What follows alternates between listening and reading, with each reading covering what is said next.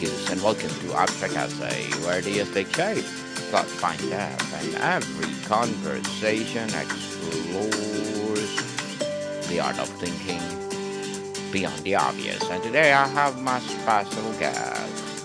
One of his advocacy helping parents and adults backward design the life they always imagine with purpose, strategy, and a little bit of swagger. Other than Mr. Greg Watts. Thank you, Mr. Greg. Welcome to Abstract Essay. And can you please introduce more about yourself that I met? Yep.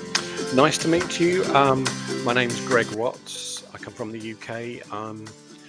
Working in the music business, so was originally a songwriter, then went into music publishing, A&R, now mentoring songwriters, and I've just written my first book, Keeping the Dream Alive, which is about motivation, songwriting, mentorship, just an overcoming rejection, which is one of the big things that songwriters face.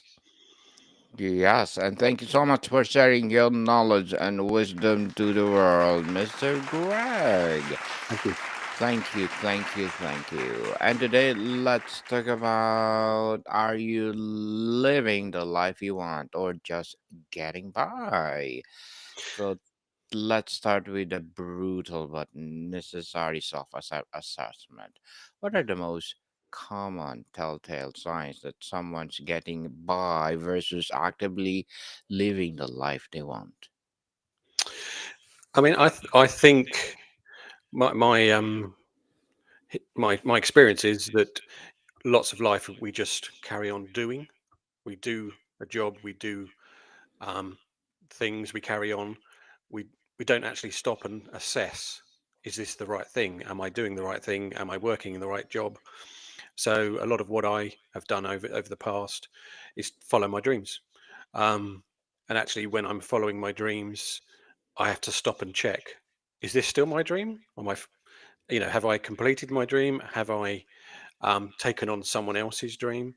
Mm, Um, and therefore, I think that's, you have to assess that quite regularly. Otherwise, again, you end up, I'm doing this because I'm doing it for the sake of doing this, which is a good regular checkup, I think. So. yes, definitely.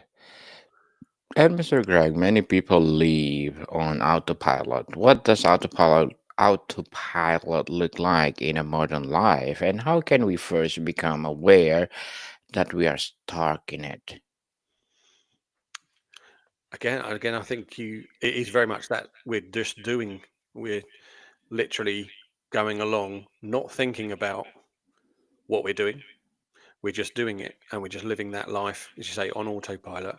I um, often travel into different places, and I find when I stop and I put myself in a creative place or around creation, somewhere like we go to a songwriting camp in Spain, we go to the beach.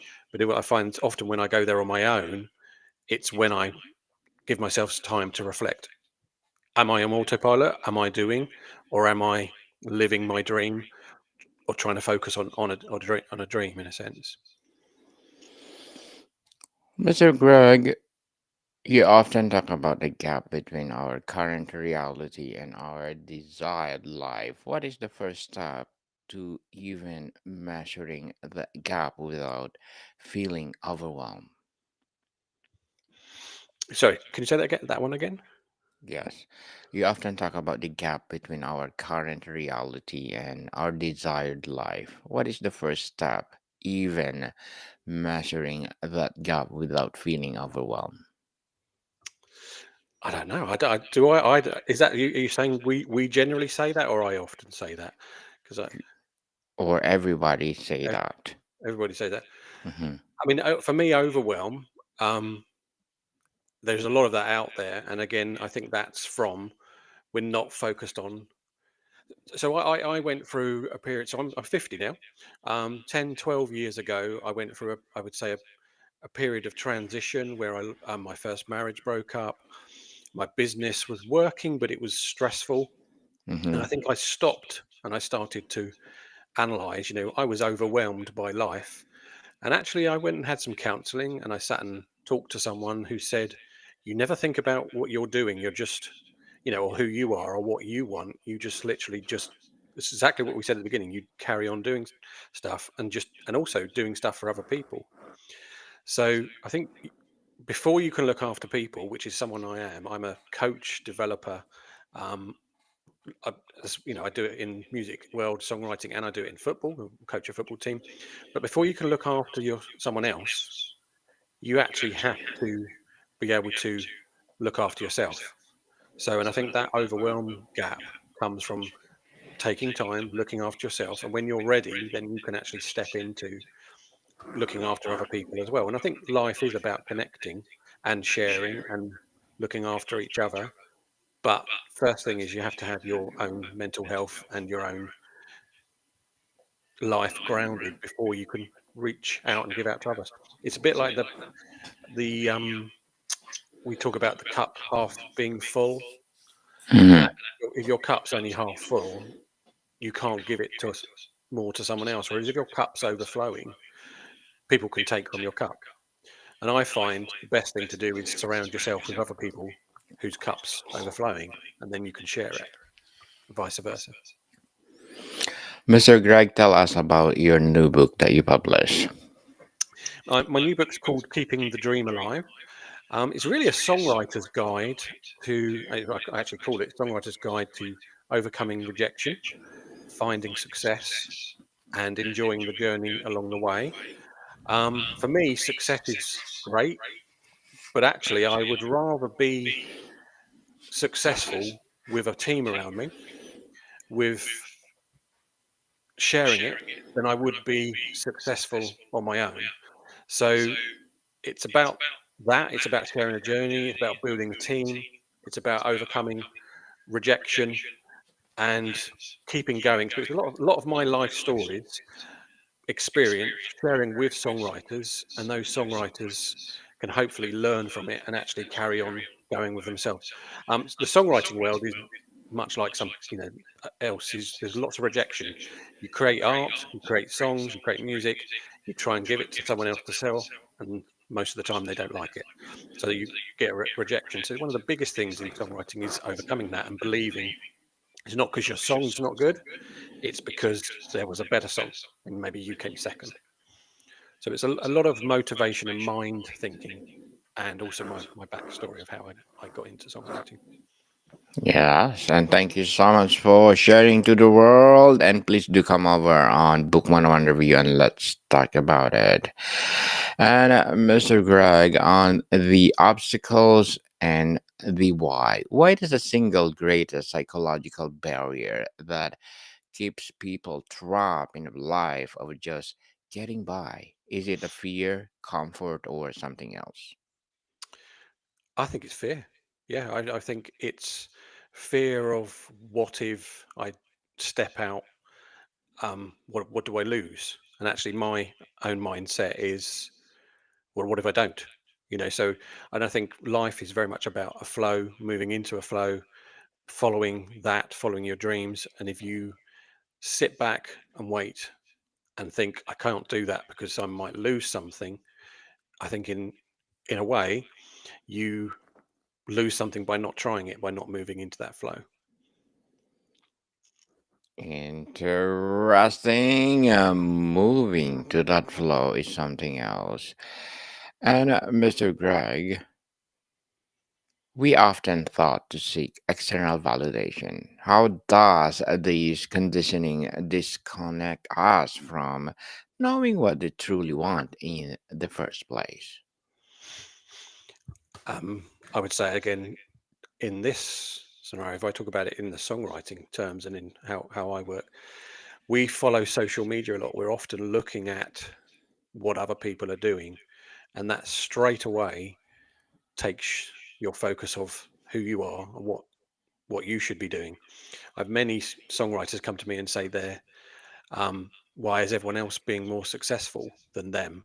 And often they're not. It's just how good they are at social media. So the truth is, I should not try and be. that person who's being successful because that's their path. And actually, I've spent many years looking at that and thinking I should be.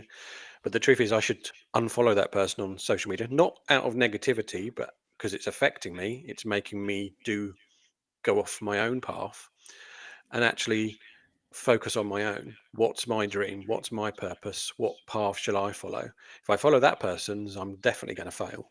If I follow mine, I've got a chance. Interesting. We need to get the chance, people. And Mr. Greg, on vision and defining the life you want, many people struggle to define what they actually want.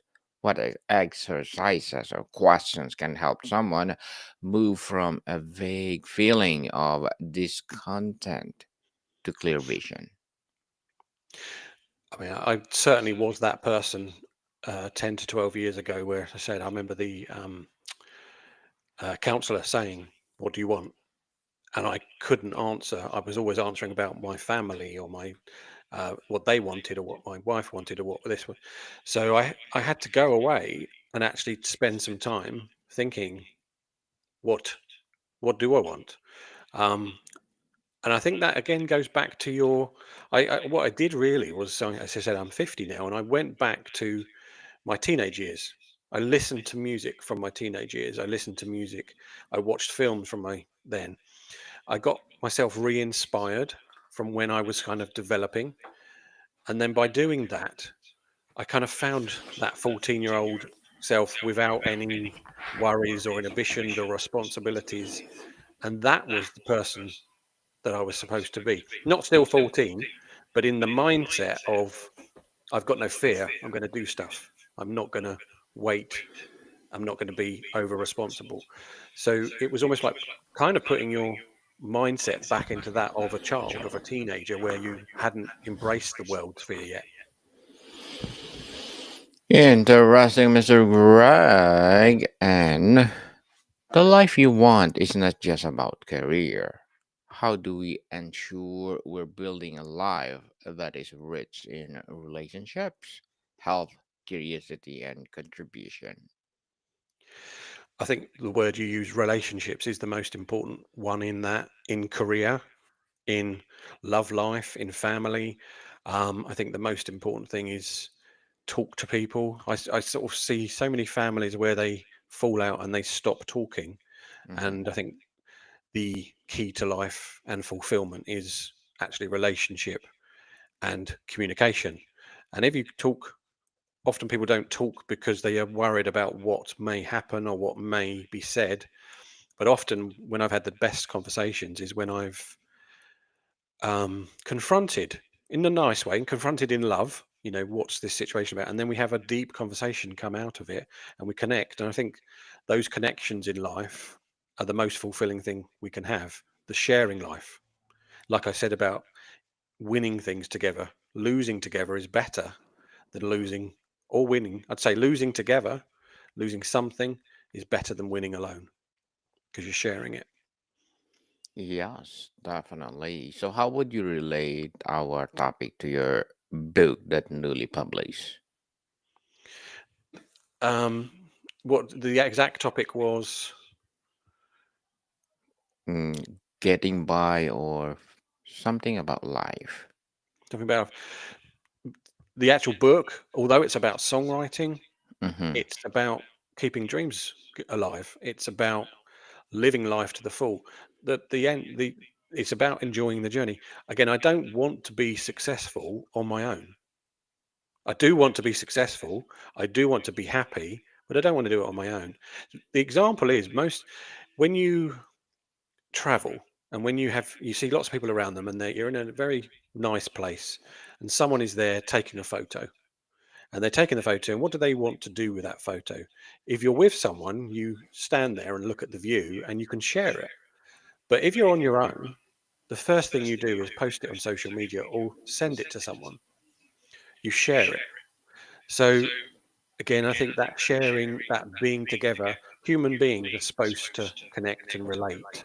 We're not supposed to be isolated and live in a cave. So to do that in that way, I talk about enjoying the journey. We have a very short life. If you think about it, I'm two-thirds, three-quarters of the way through mine. I don't want to have life where I'm just surviving or doing. I want to enjoy the journey I'm on, whether I win, lose, or draw. Yes, let's enjoy the journey and create something for our legacy.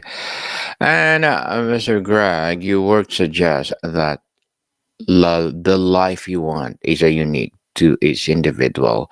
How can we tune out the noise of social media and cultural expectation to hear our own inner voice? Again, for my example, I sometimes turn it off at weekends and make sure I sort of zone out. I'll be working during the week. I make sure I have at least one day where I'm not connected to social media. At least once a month, I would try and go somewhere where I can be silent and actually not hear the noise, but hear my inner voice. Um, Also, things like Christmas, I take 10 days. I take 10 days where I actually stop. And I find that at the end of about day 7 of enjoying family and life and stopping, I'm starting to get creative ideas and I'm starting to be ready to work again. It's like a holiday in that sense. Um, but I think you have to be disciplined about that. I actually last year I've got a big year planner, and last year I diarised the days that I was going to take to go and be on my own.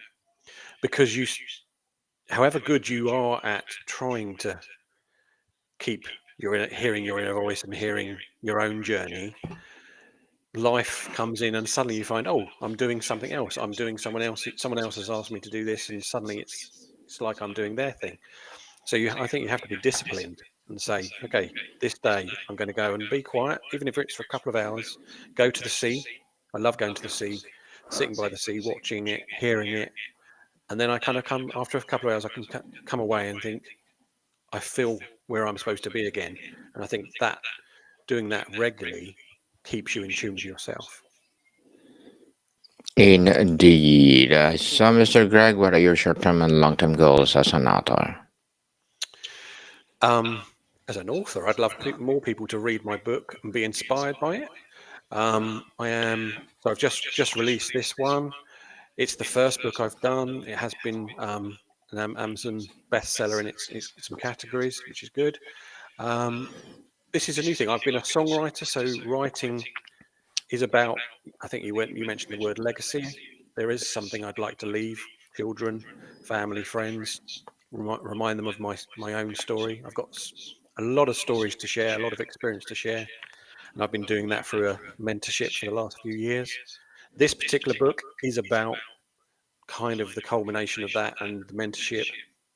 I'm starting to move on to book 2 and 3, both at the same time. Second one is probably about my Eurovision journey, Eurovision being song contest in Europe and the experiences I've had of that. And the second one is about neurodivergent. Um, I come from a family of neurodivergent people, and I've found in songwriting, creative people are often on the spectrum, and I'm sort of analysing that and also trying to help them bring their gifts out. Good luck to your goals and looking forward for more success. Mr. Greg, and what would your piece of advice for those people out there who want to be an author like you? Start writing. Very, very simple. We've all got a story inside us because we've all got shared experience. And I think my own, it was lockdown. I was at home. I wanted to, what could I share of myself? I wanted to leave something to my kids. And then I thought, I started to write. And then after a while, I stopped because life got busy and I started doing. Um, what happened was actually I saw an article saying write a book in 30 days, and I bought a little course that helped me. And his message was, and the same message I'd like to give, just write. Write, write, write, write, write. Don't worry about editing as you're going along. Just write out your story. And what happens is, as you write one story and one memory, I found another memory that I'd completely forgotten about pops out. So it's almost like as you write and we call it, it's almost like you're dumping information, you're dumping the story. Um, More stories come.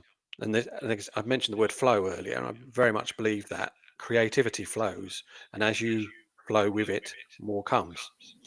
So writing, getting it out of your system, writing it down is the biggest advice. The editing, the getting everything else together afterwards is another story. But the first thing you have to do is just write down what you know. Yes, write it down, people, and stop procrastinating and Yep. share to the world. Mr. Greg, thank you for that advice. And can you please recommend a book or books that influence your journey? Probably the book that's most influential to me was a book called Atomic Habits by James Clear. Um, and again, that kind of gives similar advice in the sense is be disciplined with your habits, change tiny things every day, and you actually can have massive change over a year or 2 years or 3 years. And I think I read that, and I read it a couple of times, and also listened to the audio book. And I really found that that helped me, like we're saying, just write it down, just do it, just you use the word procrastinate. And I think a lot of the world spends time going, I'm thinking about that. Shall I do it? Whereas I've learned from that book and from several other people, if I'm going to launch a book or if I launch a course, sometimes I announce it in social media before I've written it or made the course. And that makes me accountable to myself and the people I announced it to. And then I have to write. So it's almost like I've got the vision, I've heard the inner voice, I've heard that I should do it. I'm going to tell everyone. And then when I tell everyone, I've got to. Mm. Interesting, Mr. Greg. And thank you for that recommended book. And before we wrap up our discussion for today, I'm inviting you to please do listen to my other podcast, people.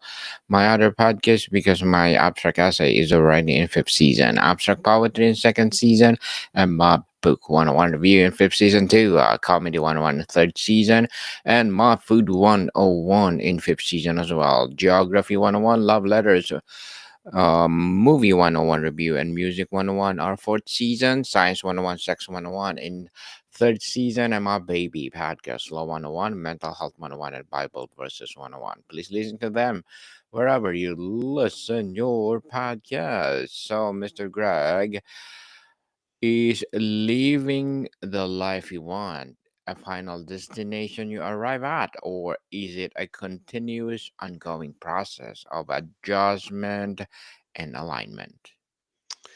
I would say the second one. I think the moment we stop learning or adjusting or changing might be the end, in a sense. And I think we're continually on a journey that we're trying to um, change, evolve, transform. And I think actually that's really important to keep learning, keep reading, keep hearing, keep listening to people, um, keep, as you say, absorbing and keep transforming as we go. Because actually, the moment, as I said, if we stop and we think we're there, I think that's game over. Yes, and tell us your courses that you're offering right now, which is 50% off. It was because it's Black Friday. We do Didi would be my music company. We do various courses, songwriting courses. We do a mentorship, which is a 3 or 4 month mentorship, where we mentor songwriters along a journey. We teach them all about the business, get them co-writing. We get them doing it. We don't we teach by doing. And as I said, instead of teaching and going, this is just theory, it's actually doing, it's writing songs. The ones that are 50% off on, we have several. There's the business of writing K-pop, there's the business of writing for Eurovision, there's daily talks and walks around Eurovision. These are courses, all often audio courses or video courses that people can buy and listen to as they go. There's several there. There's a Eurovision masterclass. There's one called Beat Down Your Imposter Syndrome. Lots of creative people, lots of people in life have imposter syndrome.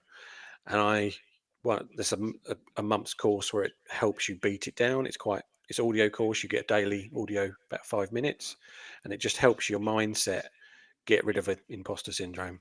And then we've got one called Neurodiverse Songwriters, which again is for people on the spectrum, that just helps people understand that they're not wrong, they're not incorrect, you know, they're just different and unique.